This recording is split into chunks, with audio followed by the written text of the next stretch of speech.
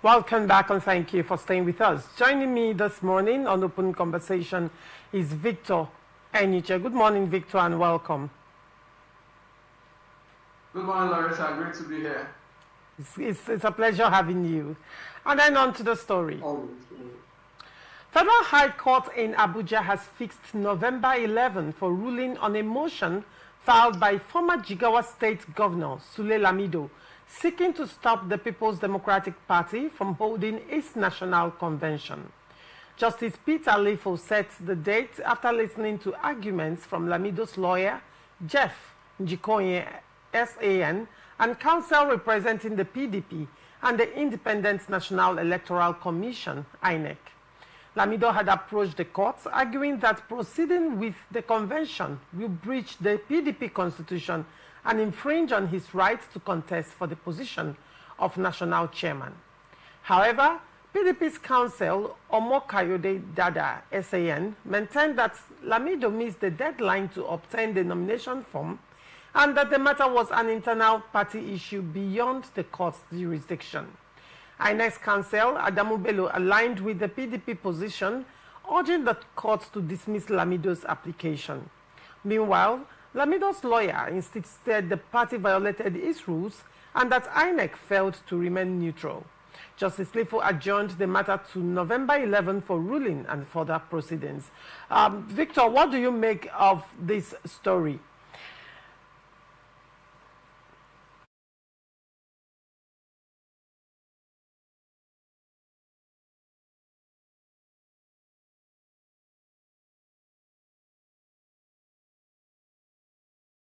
After a short break, do not go away. Representing people, Mr.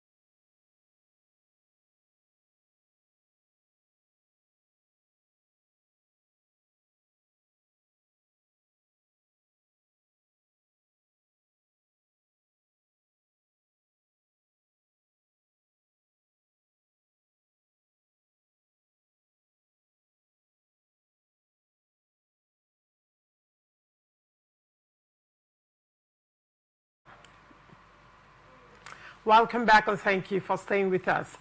Victor, can you hear me now? Yes, I can hear you. I can hear you. All right. What is your take on the Sule Lamido saga taking PDP to court? What is your take on that? Well, I think, we've talked about this whole PDP issue, a couple of times, and we all agree that PDP is in a complete mess. And whatever fight you see happening now is basically a fight for a certain foundation of the PDP. I don't think there's anything concerning 2027 that Sule Lamido is pushing for. But, to get a hold, of the party, of the structure of the party, and I think he's largely clearly within his right, to do that. Unfortunately, PDP as a party has not been able to, constructively organize themselves as a party. Otherwise, I don't really see how, this issue should amount to, the extent to which it has gone, taken into court. But I mean, completely within his right. The some part of the North, I think I just perceive that they decided that, look, we cannot let this party die away. We need to find a way to get a hold of this party from, I think, the Minister of the FCT and his colleagues. We need to try to restore this. I think that's what this whole fight is all about. I don't think it's about any interest for 2027. That's my belief anyway. So Sule Lamido doing what he's doing is, looking for ways to, claim ownership of the PDP. And I think it's going to end badly for the PDP. I mean, if you check the antecedents, you've seen how they frequently, been misguided or intentionally self-destruct, by members of the same party. So for me, it's just politics in play. It is a fight for the structure, and Sule Lamido, just like Anyanwu and the rest of them, Wike, are all trying to get a hold of the structure, of the PDP. Because at the end of the day, with what is happening, people are looking at the other options. APC as a party, yes, since they're in power and it seems like they have a bond, but you and I know that it is only because of an immediate interest. And the moment that interest is no more, people would need another place to fall back to. And I think that is what, and PDP, whether they like it or not, is one of the most viable parties, one of the oldest parties, in Nigeria currently, with a very good base. So I think whatever happens, it is actually a fight that is worth it. But the question is it a sensible fight? No. But the PDP at this point have gone beyond sensibility, and it's all about sentiment and whatever each individual can. So for me, I think Sule Lamido is just one of those persons that also wants to get a hold of whatever they can, in the PDP. And I mean, it's simply what has been happening. I'm not surprised about it, and I think it's going to continue. And it's going to even get worse. That's what I think. All right. But then Sule Lamido is saying that his fundamental right to run for election in the party has been infringed upon. Now he's saying that PDP denied him the opportunity to pick a form, right, to run for elections. Probably he's aiming at the national, to be the national president of the party. Now PDP on the other hand, PDP's council on the other hand is saying that Sule Lamido had missed the deadline for purchase of the nomination form. And INEC on the other hand is supporting PDP. And Sule Lamido's council, on the other hand, is also accusing INEC of not being neutral and taking sides. Now, if PDP is saying the deadline has passed, and Sule Lamido is saying my right is being infringed upon, I mean, what does that mean? And then considering that Sule Lamido is praying that the court should nullify the planned national convention of the party. What do you have to say about that? Don't forget again that PDP is urging the court to throw away the suit on the ground that it is purely party internal affairs. Yeah, no, I agree, with the argument of the PDP that it is purely party internal affairs. The question now would be which part or which version or which faction of the PDP, is responsible or will be held liable. You and I know that recently we've had suspension and counter suspension of different members of the party. So the question now would be, if the court wants to serve, who is going to be held liable? of course, the INEC, on the other hand, has recognized the section and is siding the party, which I agree. The question now will be, do they respect that principle of internal party politics? Do they even have an internal mechanism to resolve these issues? If you want to resolve the issue, who is the party's national secretary? Who will you run to? Who is the public relations officer? Because last I checked, both of them have been suspended by themselves.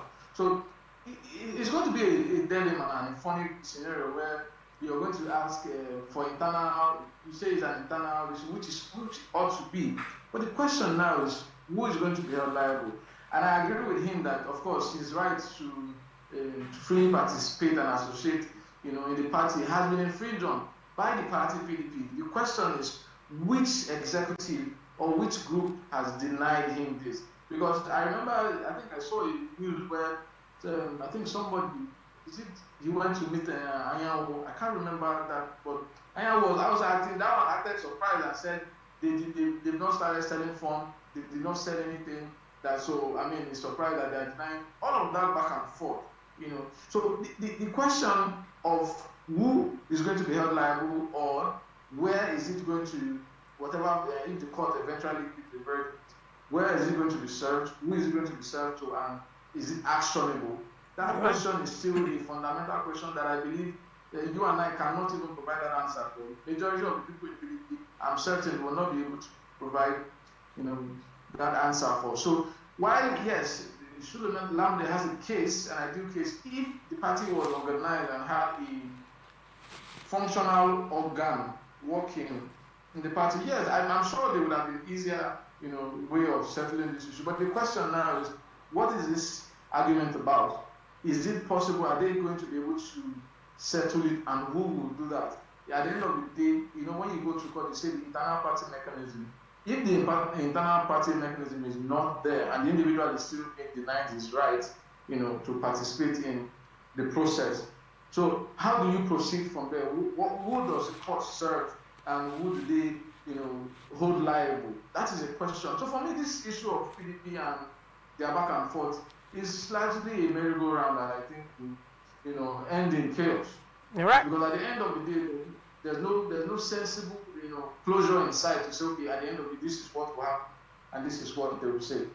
All right, very well. Still on PDP crisis, acting national chairman of the People's Democratic Party under Umar Damagum has said the devil is using some members to cause crisis within the party.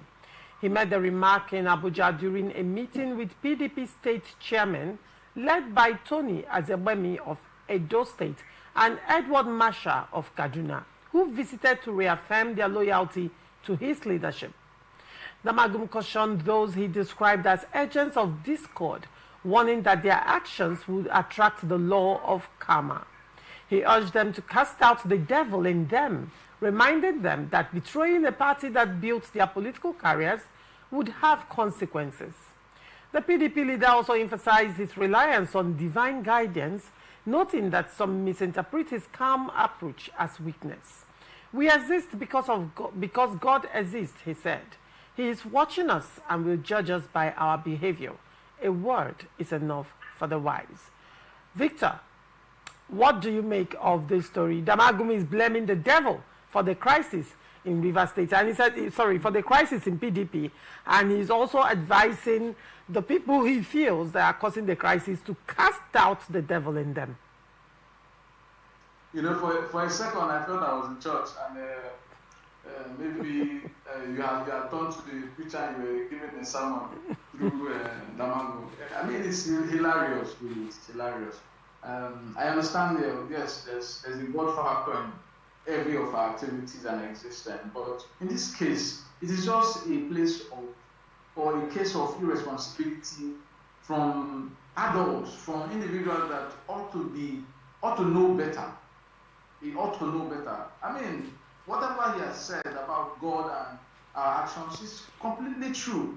But then God has given man the responsibility, call it dominion or whatever, to coordinate their affairs of the men as it is. How then you come and hand over it and blame God at the end of the day? You're trying to, if it was possible, to blackmail God that got this and got that. I don't think that is relevant. It shows weakness. It shows a high level of irresponsibility, and incompetence, really. Because if you are a leader and you hold a position in trust for a group of persons, it is expected that you are going to take decisions that would ensure the growth, the organization, and the management of that organization. And the moment you fail to do that, it means you have failed for that responsibility. And that is all it is.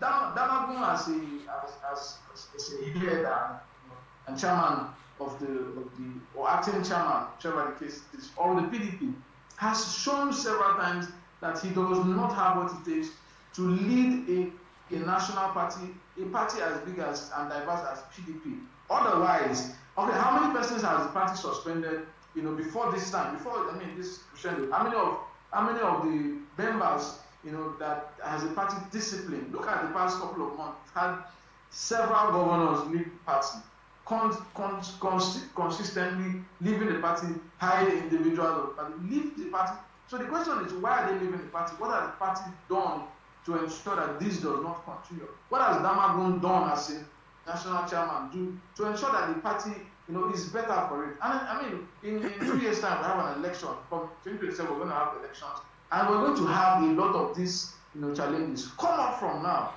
If you cannot organize yourself and you cannot take decisive moves as a party, you cannot get a hold of the structure of the party. It means you're failed. You're shown incompetence, gross incompetence. And this is not just for Damagun, but for all other angles and organs of the party, both BOT and also the NEC, all put together. They have failed their responsibility. When you organize a party and you say, okay, you're the NEC or you're the BOT, what decisions have they taken that are decisive? Absolutely none. Even at this point where it seems that the loggerhead, instead of you being decisive, you're trying to come up with some sort of emotional blackmail to talk about God and how people should, remember God and think, no. That is not the duty of a leader to come and preach to us. Leave that for the preachers in the church and in the mosque to do all of that. Your responsibility, you've been given a position as a head. There are disciplinary actions for those, that falter. Do all of that. There should be consequences for actions of people. Have you been able to, take those consequences, take the hammer and hit them? No, we've not had all of that done. So if you've not been able to do that as an individual or as a leader, I don't think it makes any sense coming to try to use a religious and emotional blackmail no, that is, it shows the responsibility, and that is the problem a lot of our leaders in this country face. Once something goes wrong, once they have failed to take action, they start calling on God and telling them we should pray and we should go to God and ask for. No, I think this PDP, current PDP we're saying, has shown and exposed the level of leadership that we have, to show how low our leadership quality is in terms of the people that are occupying leadership position. It's an unfortunate situation for a party as big as PDP to have people that are not decisive at the helm of affairs. It's a disgrace, and it shows that we don't have is working democracy. We have constructive opposition, trying to checkmate the current government or the people in power to is governed properly. So it's an unfortunate thing. Whatever he has said, for me, it reeks of complete in incompetence and irrelevance. What does that mean? These people, do they care? If they have some sense of morality before this time, they probably would not have done some of the things they've been doing. It's because they do not have it. And for every position, every organization, there should be rules and regulations, and there are also the consequences when people go against and break those rules and regulations. And the party as an organization has failed to do what they're supposed to do, especially when members falter or default. But then, Victor, it's most times when PDP crisis is being discussed, a lot of people tend to dwell on the current crisis. I call it mere manifestation of a more fundamental problem, right? Because we forget what happened in 2023 and how that has decimated the PDP. PDP has not been able to bounce back from the 2023 elections, when they said there was this agreement that it's the turn of the South-South, but Atiku Abubakar insisted he was going to run for elections. And your guess is as good as mine. What happened? You witnessed what happened in PDP during that election, how a lot of persons who disagreed with the choice of the national of the candidate for the presidential elections worked against that candidate, and how that even affected the states. And even after the election, PDP was not able to, close rank and file. Recall Edo State, for example, those states during the Guba elections, PDP, APC, Labour Party had the same crisis, the same kind of crisis, right? But it even appeared that the APC crisis was worse off than that of the PDP and the Labour Party, because the two candidates were, went head to head, against each other. APC found a way, under Ganduje's leadership, to reconcile both persons, and even made the person that won the first primaries to step down and become the running mate to the other person who won the second primaries, the rerun. But PDP on one hand could not even sort themselves out at the state level, because there were interferences anyway from PDP at the national level. But then one would say political parties do have their crisis, yes. APC, on the other hand, have found a way of reconciling their internal squabbles. PDP, on the other hand, since 2023 till date, have not found a way to reconcile. Board of Trustees of PDP, on the other hand, have taken sides from the beginning of the crisis till now. So who will bail the cats? That's the question. Who is going to bail the cat in PDP? Well, that's exactly what I just said. Incompetence. That's just what it is. The party has a structure. The party has its rules and regulations that members ideally should operate by. And just like you mentioned, you had this incident occur over and over. This is not the time it started. It's been going on. And several times when these infractions happen, we've not seen decisive, actions by the party, the organization of the party or organs of the party to discipline, individuals that fault that. We've not seen all of this. But all we see is, when this person is disgruntled, you push here, and at the end of the day, they see that they are not able to have their way. They move to the next party, they defect, and give an excuse, the same party that they were opposed to, and they join. In this case, the APC. So you see that, and mind you, this is not peculiar to the PDP. Yes, I agree. The leadership of Ganduje, was seemingly they were able to sort of organize the party and ensure that they bring members together and synergize to achieve their goal of and taking over the leadership position in the country. But then there's a figure there, Tinubu, President Tinubu, now President Tinubu, then was behind a lot of this move. He went around a lot of persons, made sure he talked to a lot of persons. I'm sure sacrifices were made where they needed to be made.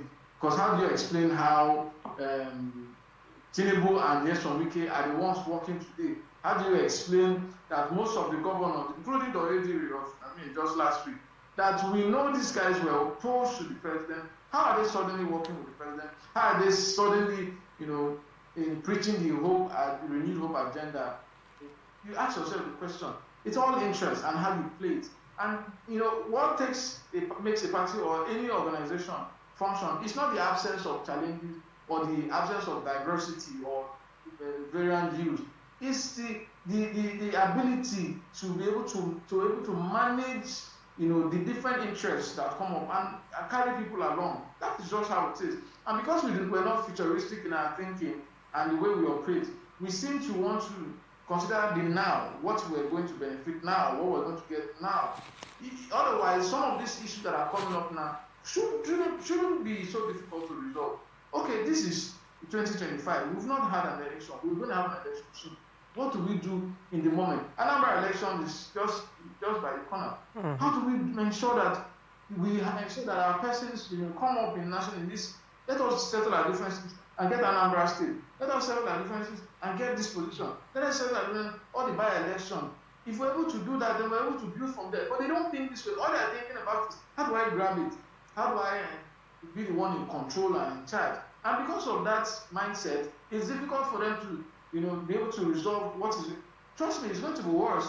What's the problem that the people have in 2027 is going to be triple, of what is happening now. Why? Because they're still rolling and going around what is happening now and how they're able to get one of it. That is why they're facing challenges, and I'm sure the challenges will continue.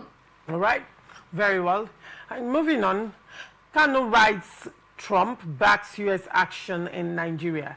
Detained IPOP leader Nnamdi Kano has written to the U.S. President Donald Trump, alleging a hidden genocide against Judeo-Christians in Nigeria's southeast and urging Washington to intervene. In the letter, Kano described himself as a prisoner of conscience, claiming his ongoing detention is politically motivated, despite a 2022 Court of Appeal judgment that discharged and acquitted him. Kano accused the Nigerian military of carrying out state-sponsored killings under the guise of counter-terrorism, naming former Army Chief Toko Borotai and current DSS Director Yusuf Bichi among those he once sanctioned under the U.S. Magnitsky Act. He urged Trump to order an independent investigation into alleged massacres, impose targeted sanctions, and support a supervised referendum for the Igbo people.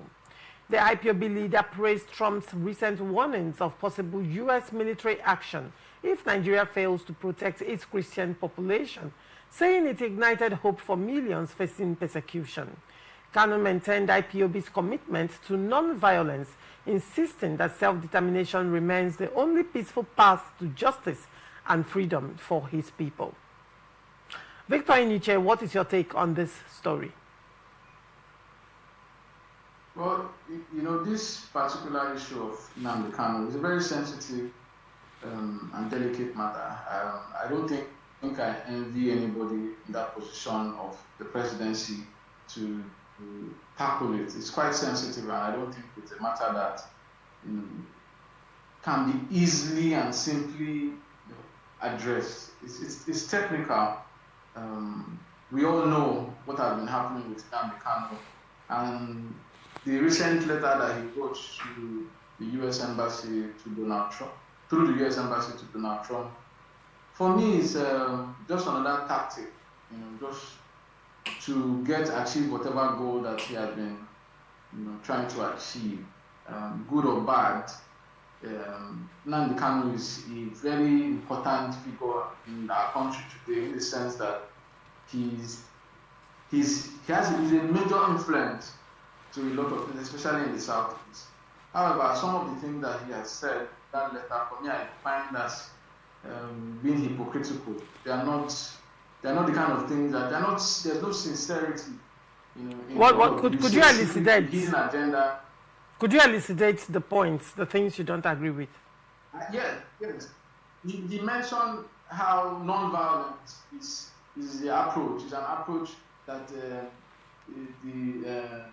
that he has been using and will continue to use. But you and I know that is in contrast to several evidence of him going the other line. We've seen and heard him broadcast and tell a lot of people to kill. We've seen and heard a lot of actions that were detrimental, violent. In this case, not just to anybody, but to the people that he also, quote, is trying to alleviate from certain stronghold. So for me, I think it's inconsistent with his actions and what he's saying now. Yeah, I understand he's trying to get some reaction from the President of the United States, especially with regards to this recent, back and forth of the action, the possible action of the United States in Nigeria. So all I see is him trying to take advantage of the current situation. Like I said, it's a strategy, an approach that everybody, for good or bad, the strategy.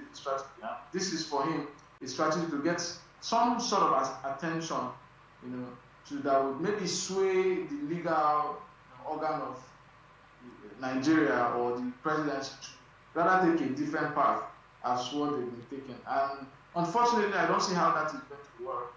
Rather, it's going to further incite certain feelings from the Nigerian government. Because the truth is, the matter is in court, and you've been told to defend, open your defense. Has he been? He is saying that in 2022 he was discharged and acquitted, and despite that, despite that judgment, he's still in detention.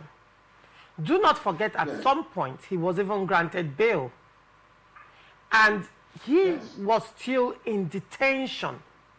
So, which now begs the question, what exactly is going on? And I can give you names of people who have faced the same treason charges in Nigeria, and they are free. There are still people in Nigeria who have faced the same treason charges, and they were, granted freedom. They were allowed to go home from detention on account of ill health.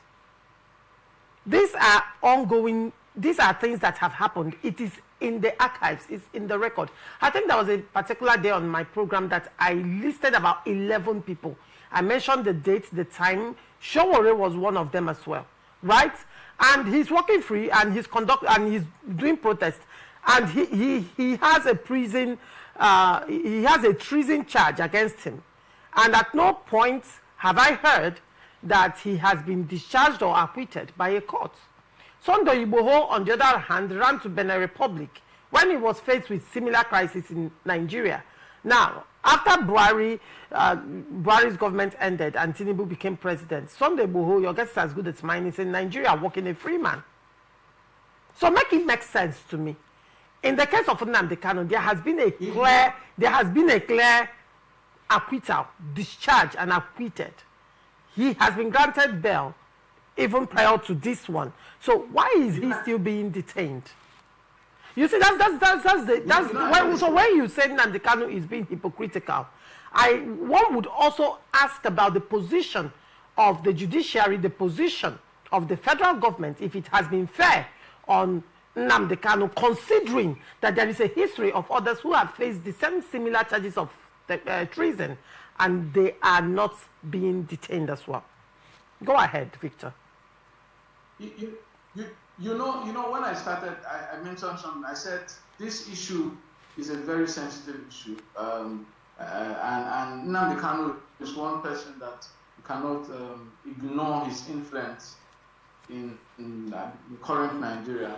Also, I've tried not to discuss his case per se, because what I was trying to address was, like you read out, the letter he read out to Donald Trump. So I'm trying to stick to context to ensure that,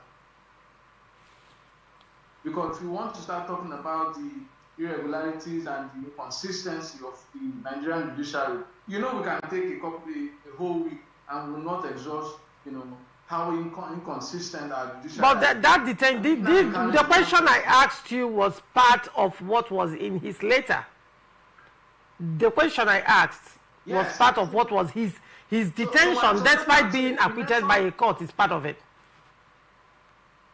Yes. So you remember he talked about non-violence approach. Mm-hmm. And it's clearly not true. The facts are there. That is when I say he's being hypocritical. He's saying when you come and say we are going to continue the peaceful approach that we've been going with, and you and I know that it is not true. It has not been peaceful. Look, I have a certain business in the southeast, somewhere in Umaya, that I used to do. It stalled because why? Mondays that were supposed to, people do not move. Monday is now a Saturday, the southeast. That is part of the influence. Now, how does that benefit the people in Abia State? How does that benefit the people in Enugu? How does that benefit the people in Onitsha? How does that benefit the marketers, the people in Aba? That is not of no benefit, but it's part of the influence, because if you come out, you will be met with serious violence. There was a time I was traveling back home, and I passed through Aba, and somebody told me, you have to stop because you cannot pass. It's risky and dangerous for you to move because of the time on Monday, since you were not to pick up. And I'm saying these are because of the violence. So all I'm saying is that It is not true that he has been applying non-violent approach. That is, I mean, you're being hypocritical for you to say, I've been approaching it peaceful. And that is my opinion. That is all I said. All right. I also stated the fact that it's a strategy for him, to use this whole issue now to influence his case, which is not wrong. Like I said, good or bad is a strategy. As long as it favors your cause, that is fine. So while I'm not going to discuss the inconsistency of the court, you know that we've talked about that a lot of cases, that the legal institutions have messed up, have given judgment that are somewhat inconsistent with morality and logic. We agree all of that. Yes, he has been granted bail by a competent court of law. He has been, but was still rearrested on new charges that he has got, trumped up charges. While I am not a legal person, I understand that yes, he should be let go. If the court, if the country is a country where the legal consequences are feared and respected, he should have been let go just like he was in the first time when he was granted bail. If he was let go, let it be that you let him go and you rearrested him based on new charges, but he was not let go. The same, just from that same court, they continued, kept him in DSS custody, not even taking him, kept him in DSS custody, and then re-enlisted new, new fresh charges. And they say this. So we know that inconsistency. I acknowledge that inconsistency. I'm only addressing the issue of the letter and what he said and what I think the approach is. For me, like I said, I don't admire President Tinubu in this instance because this matter is sensitive. The question is how you handle this matter would either make or mar the future. So, but it is the consequences is largely on Tinubu and Tinubu's presidency. So, unfortunately, it is not my prerogative to decide how we go or you. So we're only going to sit down and watch why Tinubu takes a decision. But to add to what you said, we have a lot of cases where people have been charged. He has not been convicted. He was charged with treason. And if a competent court of law had earlier given him his freedom, rights to bail, why not release him? The question goes to the federal government, and we agree that that should have been done.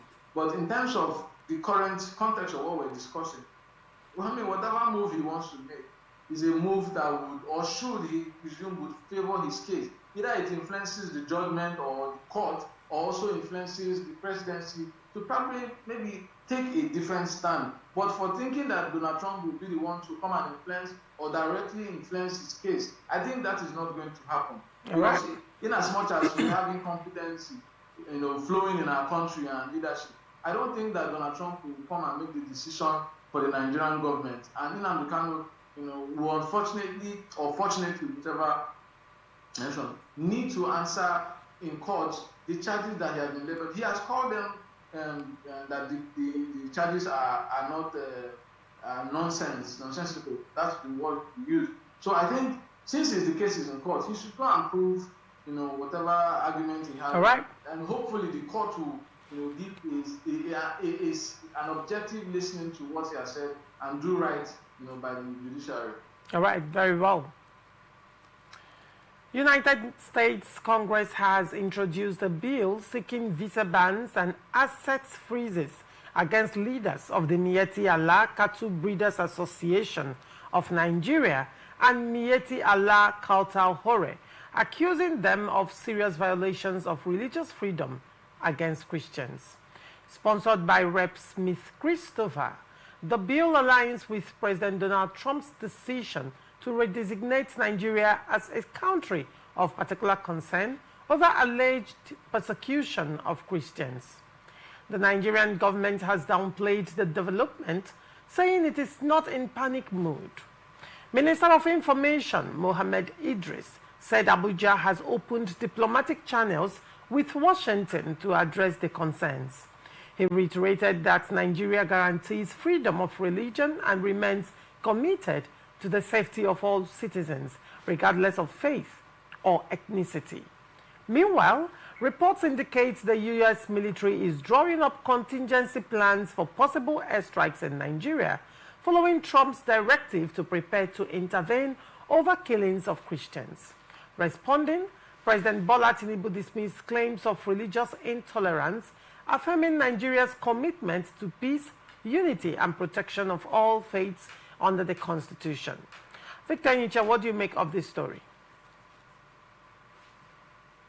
Well, I've been following this whole issue of President Trump and the sanctions and several statements he's made about the killings in the northern part, mostly in the northern part of Nigeria, and the issues that have come out of it. And I think for me, it's an unfortunate situation. It signals a failure in leadership across different sectors to take incisive and decisive decisions, both in security and other sectors of the country. Shows failure on the part of leadership. You want to ask yourself, what has our government been doing? How much have they been doing? Clearly not enough. So it's unfortunate that this whole thing is happening. But for the visa ban and assets seizure and all of that the Congress is pushing for, fine, I support it, and I think it should happen.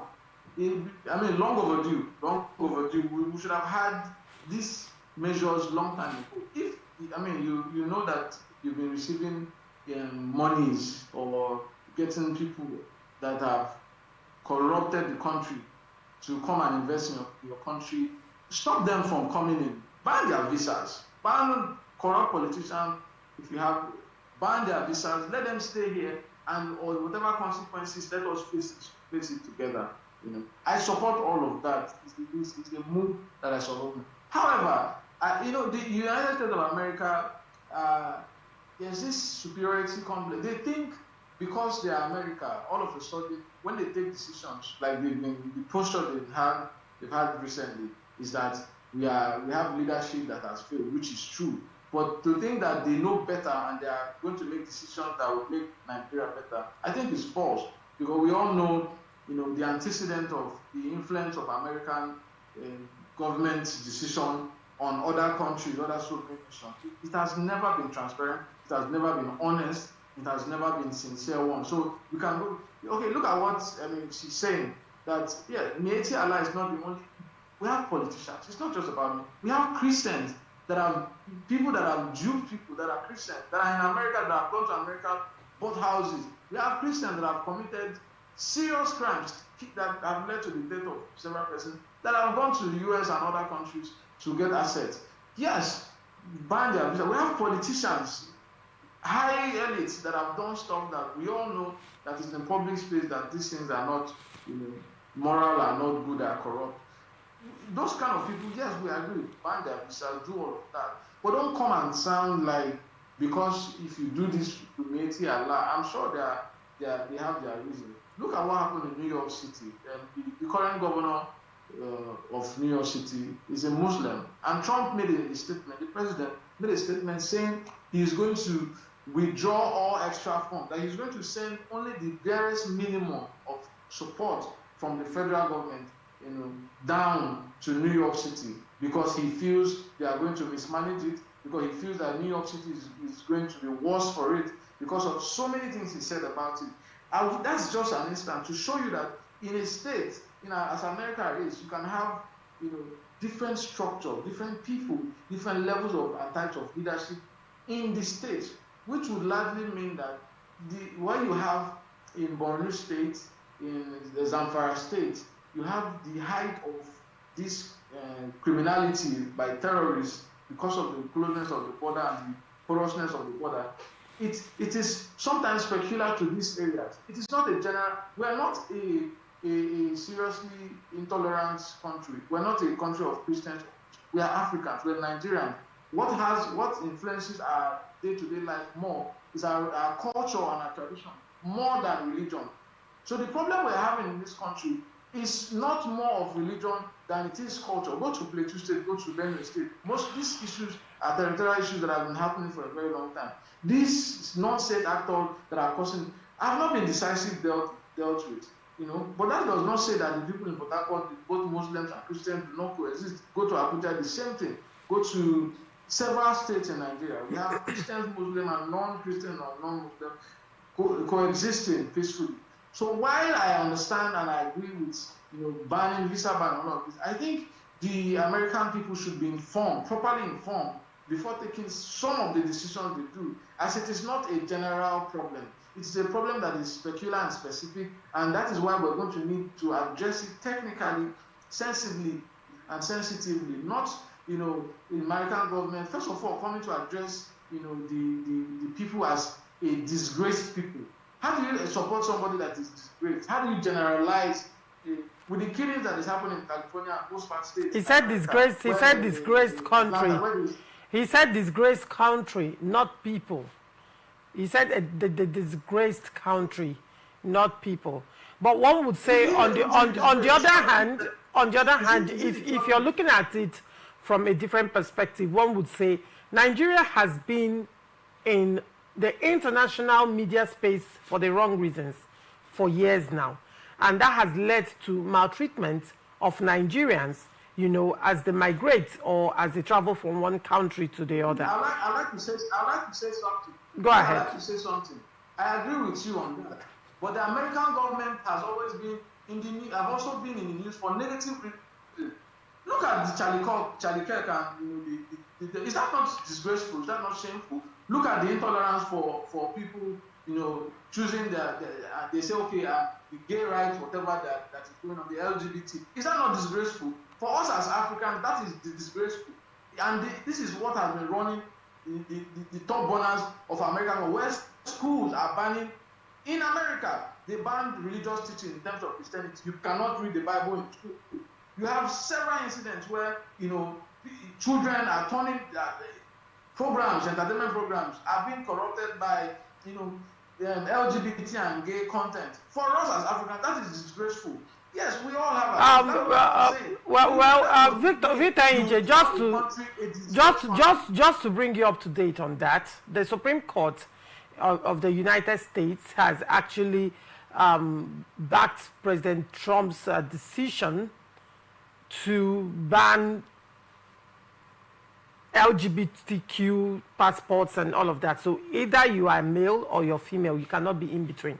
That is a decision that was recently taken. I think that was yesterday. But then, moving forward, what you have said, to a large extent, one would say when it compares to the reality of Nigeria, one would say might, not really weigh in that sense. This is a country where the Nigerian customs seized bags of rice from Nigerians, probably contraband, and guess what?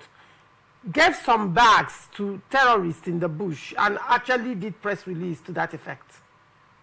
I have the video. It happened in this country. This is a country where supposed leaders come out to say, tweet, and say, oh, we cannot kill terrorists, they are our brothers. This is a country where IPOB is proscribed to be a terrorist organization, but bandits and killer Fulani herdsmen are called brothers. This is a country where the state government holds negotiations with bandits and televises it. Should I go ahead to mention bigger disgrace? I think when we are looking at these issues, sentiments aside, one would say, have our leaders acted disgracefully in terms of insecurity in Nigeria? Is it because it's coming from Trump? Should I go ahead to mention where one of the political elites also said that, boasted on Twitter that he is proud to be an Islamic extremist? Go ahead, please. Go ahead as we round up. I think you're missing a point in the conversation. I have not said that Nigerian leaders have not disgraced us. I mean, Nigerian people, a lot of times, just like you're saying, we can keep counting, I will count 1,000 and we've not even finished. But we can also count the good. We can also count some positives. My point is, on the American government. I have not said that we've done. I'm saying it is utterly wrong for a president of the United States of America to come. You're trying to say you want to defend the people, and then the first thing you do is address the people, the country, as an already disgraced country. But then have our leaders acted? When you say what are the leaders, have our leaders have they been acting differently? America is a disgraced country. I can give reasons why. I can also give reasons why America is a great country. I'm saying, coming from the president of the United States, it doesn't show that we have relationships as country. It is irresponsible for a president to come and refer to another country as an already disgraced. Why trying to say you want to come and help them? It shows a lot of ulterior, and that is what I'm saying. I agree with you. Our leaders have disgraced us a lot of ways. But Nigeria as a country is not a disgraced country. I refuse to agree with that ideology. These are the problems that we have when we go around the world. When then imagine you going around the world and once you present your passport, what they see is as a disgrace.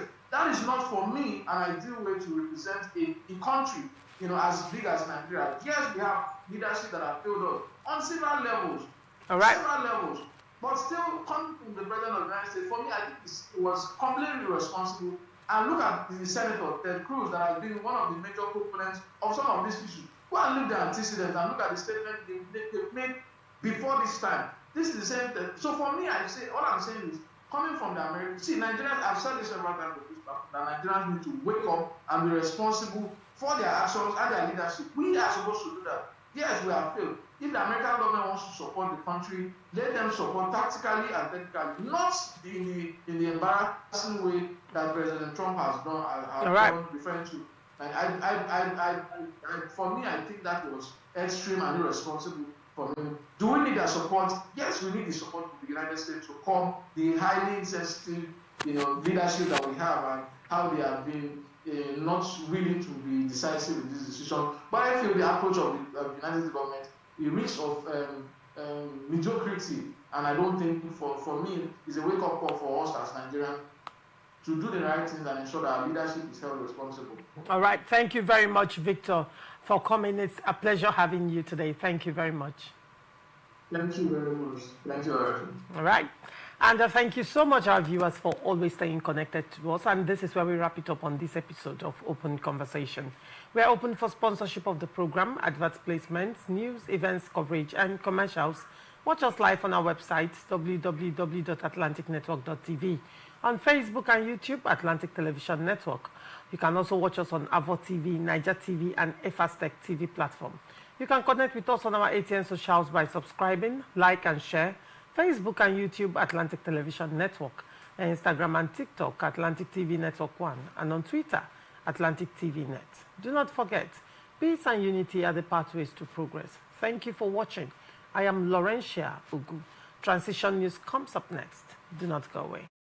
No matter how tough the challenge, how high